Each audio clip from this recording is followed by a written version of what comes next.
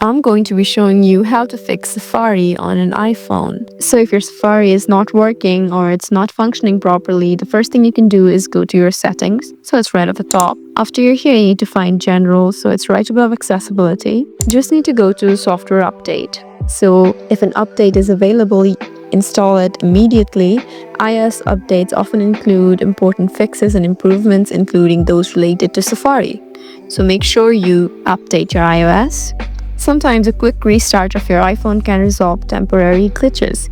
So try restarting your iPhone. If that doesn't work, then you can try forcing Safari to quit by swiping up the bottom of screen like this. You can also clear Safari's history or cache. This will remove your browsing history, cookies, and cache data, which can sometimes resolve performance issues. You also need to make sure if Safari is missing or restricted. So go to Settings again and find Screen Time. So it's right here.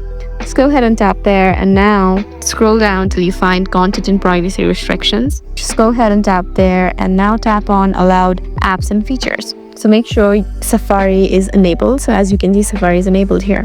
So in this way, you can successfully fix Safari in your iPhone. So there you go. I hope this video was helpful for you. Please leave us a like and drop us a comment down below, and we'll see you again in our next video. Thank you for watching.